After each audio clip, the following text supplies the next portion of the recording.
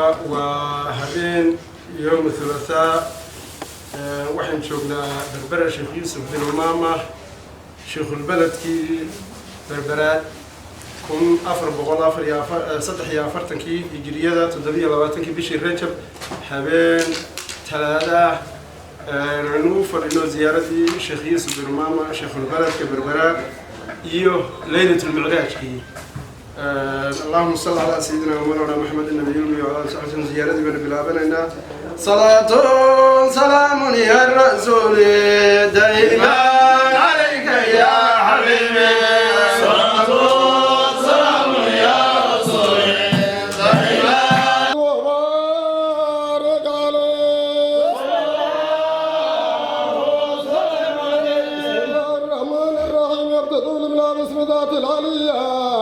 مصدر فضل البركات على من له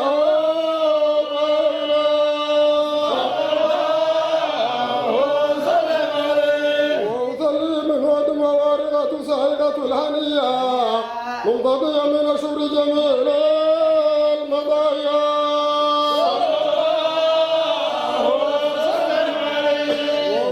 وأسلم على النور الموصوف بالتقدم والأولية المنطلق في الغرور الكريمة والجيران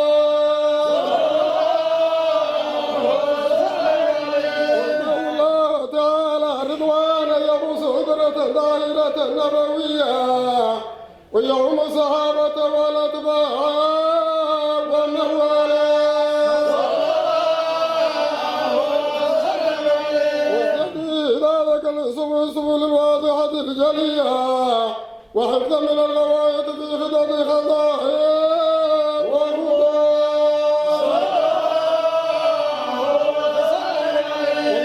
نفسة المولود النبوي برود الحسان العبقرية نعظم من النصب الشريف عدة على المسامع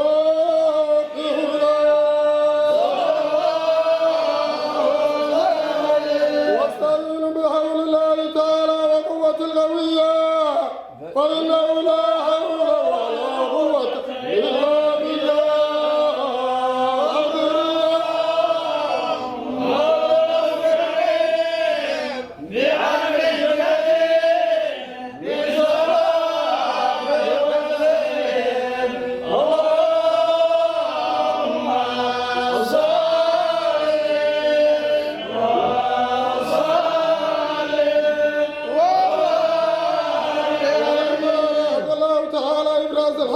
المحمدية وإظهار من جسم والروح بصورته والمعنى نظره إلى مغرب سدفة الأهمية الثورية وخصها الغريب المجيب بأن تكون أمة للمصطفى وبقية السماوات والأرض بحمل أهلها وارداتها وسبا كل سبيله بالنسيب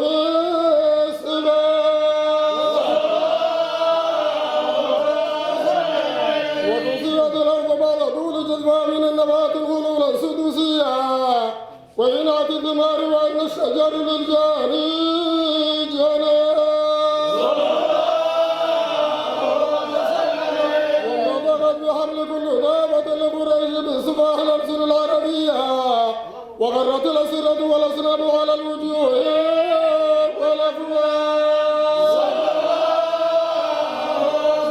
والأفواه صلى على الحبيب محمد وعلى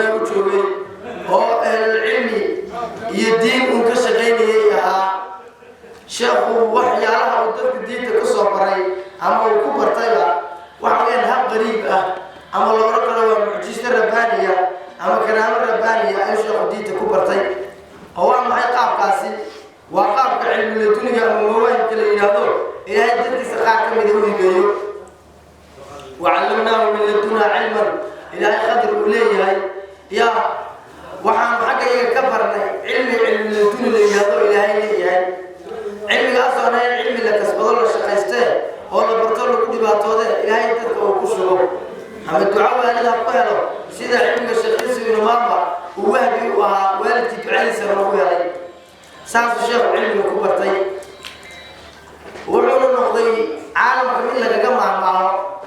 Afrika ama Soomaaliya ama garabsaas inta Soomaaliya ku hadashaa sheekhay ku maamulay oo maxaa loo dhashay xagga cilmiga masalada marka la garanayo ama magaraysa masalada la isku qabto waxa la oranayay masaladu waa sida in maamulay geeyo micni wuxuu meeshii ugu dambeysay cilmiga oo ku intihoonayay sheekh cilmiga ka soo aqriyay muqdisho oo dhowr toosan cilmiga ka aqriyay heer oo yar dhowr toosan cilmiga dadku ku barayay berbera oo cilmigiisii iyo cilmi baristiisii iyo intii ugu badan ku qaatay ilaa ay ilaahay ugu timid Allahumma salli ala sayyidil wujud sheekh warkiis waka marka Soomaa Allahumma salli ala sayyidil wujud waxa kitaabta laga qoray sheekha ay qaar ka mid ah sheegaya dhigaya sida kitaabka futuuxaat rabbaniya fi taarikh ibn Imam al-Bahiyya in sheekh inta qudbiga quruxda badan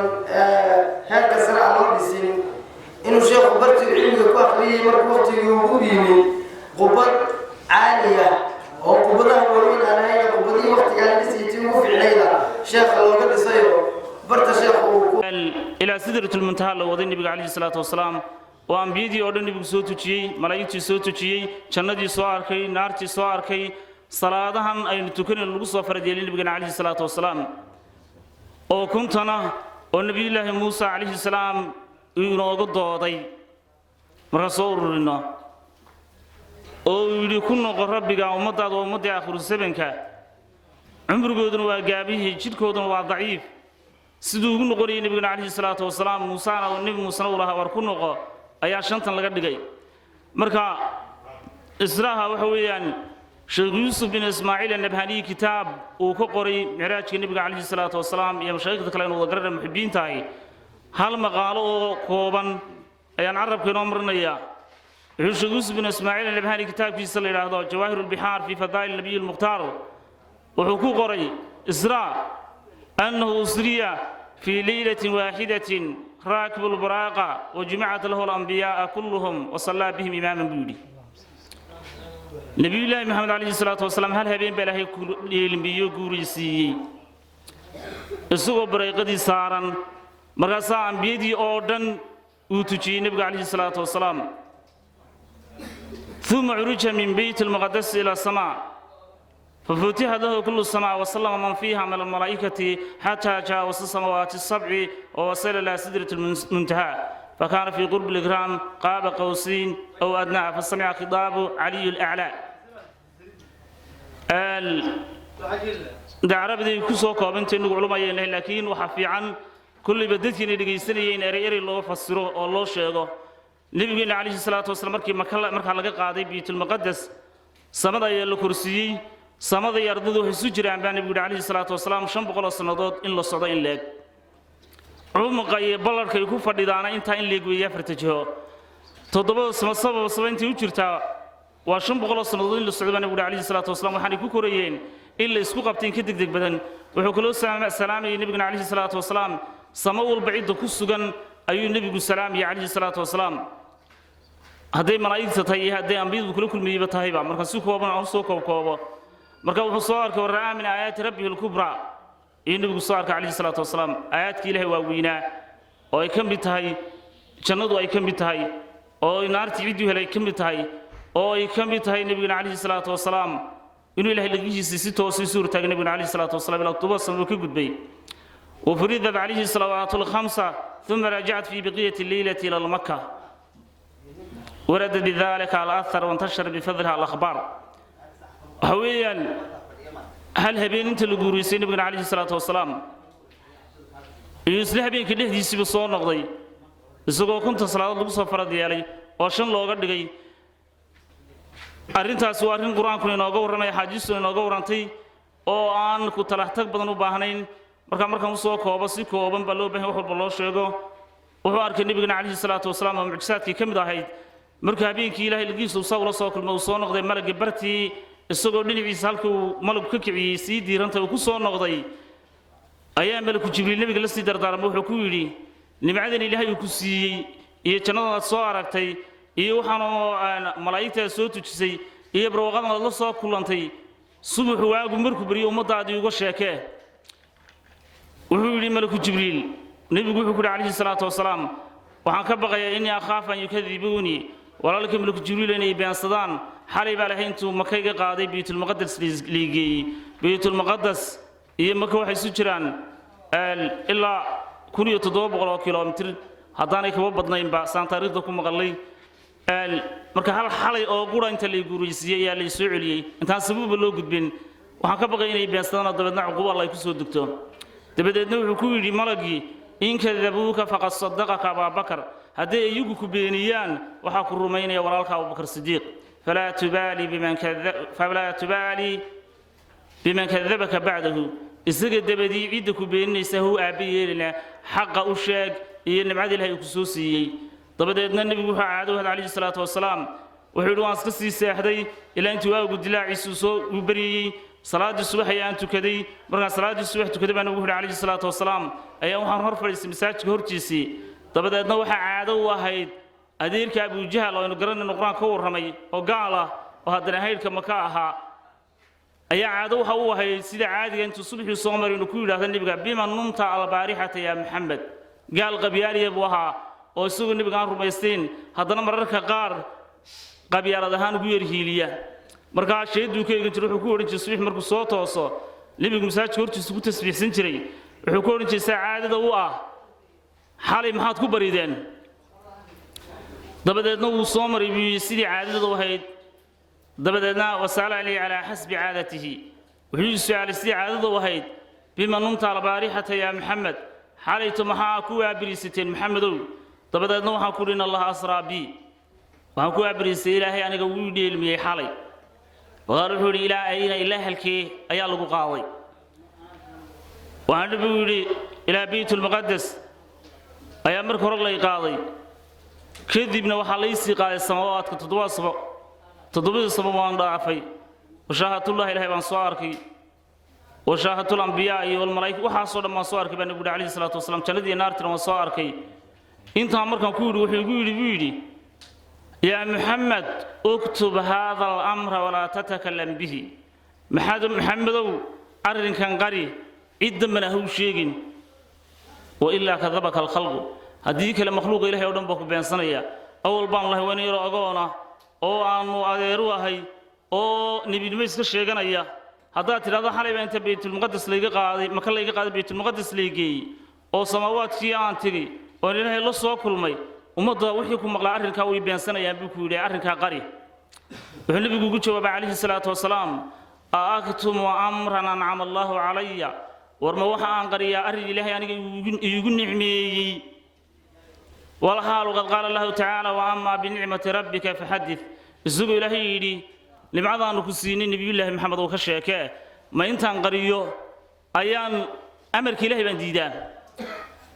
إن تصدقوا يقول حكري الله العجب من قولك عجب قولك هذا اللي هي عليه هل تقدر أن تحدث به قومك بما أخبرتني به ما أود ومضى دينا تقول رنتيدو حضرتك يقول لي هذا هنا تذكر شيء أو مضوا صوبا دكتيد أود مولد هي بقول محمد فقال نعم بالنبي عليه الصلاة والسلام isagoo deenay nabi maxamed alayhi salaatu wasalaam inuu fadeexadeeyo oo been ala ka dhigo ayuu haylkii maka ayuu ahaa odayla dhigisay ayuu intuu ummadii oo dhan soo shiriyay oo maka wixii joogay isugu yeedho wuxuu haluma ya ahla maka ya macshar al-quraysh haluma ya ahla maka macna soo baxa shir ayaa jira uu soo saaray ummadii dabadeedna markuu ummadii uu soo xashiriyay magaalada joogay ayaa nabigu alayhi salaatu wasalaam waxaan u baxay minbarkii khayriyadaha ummadda lagu khudbadeyn jiray dabadeedna waxaan ku uri yaa macshar al-quraysh in Allah asraa bi ilaahay aniga quraysh kulankeedan ummadan soo kulantay qurayshaaday ilaahay aniga xalaytay uu dheelmiyay toddoba sabab waan dhaafay markuu saan nabigu alayhi salaatu wasalaam ummad fara badan Abu Bakr Sidiiq ayaa yiri saddaqta ya Muhammad run baad sheegtay ummad kale oo fara badan hadalka nabiga isku toosnaantiisii sidoo u sheegayo way ku shoodo way la dhacday markay la dhacday oo arkay ummadii oo hadalkii nabiga alayhi salaatu wasalaam la khushuucsan oo u garaabaysa oo madaxa u ruxaya ayaa wuxuu ku yiri ya Muhammad asafta faahsanta liyo waxba tilmaantay tilmaantina wad hagaajiso tilmaan isku beegbeegona macquul baad sheegtay fama nuriidu minka khabara as-samaa walakin fama nuriidu minka khabaru baytul muqaddas walakin nuriidu khabara as-samaa kaama doonay baytul muqaddas dhulka ku taala iyo ardada wax joogo kaama doonay waxa ka doonay warkii samada hay'ad anagu samada maba gaadhnaba